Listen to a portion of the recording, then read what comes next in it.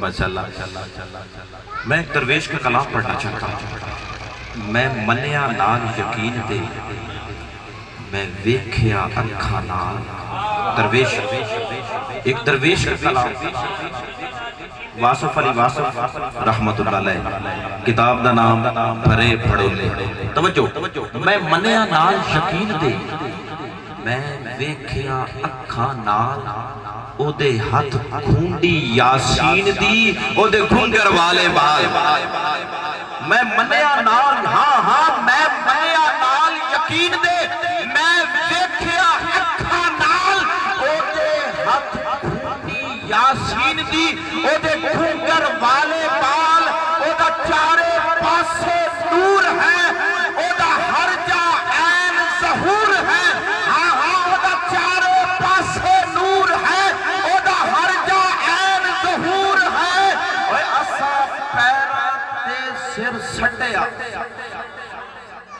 بولو یار اچھی بولو، درویش دے آستانے تے بیٹھے اچھی بولو، درویش دا کلام سن کے دل نو سکون ملدا تے اچھی بولو۔ اسا پیرا تے سر سٹیا، ہاں اسا پیرا تے سر سٹیا، اسا چھڈے سب جنجال، او دی گھر گھر نوبت وجدی، ہاں او دی گھر گھر نوبت وجدی، او دی گھر گھر نوبت وجدی، اے ازلی گل نہ اج دی، او نیم دی بکل مار کے گل کردا ساڈے نال، او نیم دی بکل مار کے، او نیم دی بکل مار کے، او نیم دی بکل مار کے، بے حد رمضان دس دانی ماہی میم دے اولے وسدانی، بے حد رمضان دس دانی ماہی میم دے اولے وسدانی۔ آئیے بابی دیکھار، وقت کی نزاکت کو سمجھتے ہوئے، وقت کی دامن میں اتنی گنجائش نہیں ہے۔ یہ کلام میں پورا نہیں پڑھا، یار زندہ صحبت راکی، حضور نے پھر یاد کیا تو انشاءاللہ مجید حاضری ہوگی۔ آئیے بابی دیکھار، اگلے سناخہ کی جانب چیچا وطنی سرزمین کی خوبصورت آواز،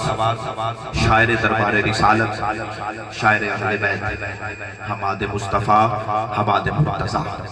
جناب محترم المقام، خوبصورت لب و لہجے کے مالک، خوبصورت انداز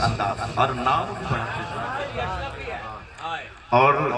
جو علی ہیں وہ ہمیشہ سے اشرف ہے، اور جن کی نسبت ان سے ہو جائے وہ بھی اشرف ہو جاتے ہیں۔ اور یہ نام اگر بھیک مانگتے ہوئے، خیرات لیتے ہوئے در پنج تن سے بابا فرید الدین مسعود گنج شکر پر حاضری دے تو ان کی نسبت ہو جاتی ہے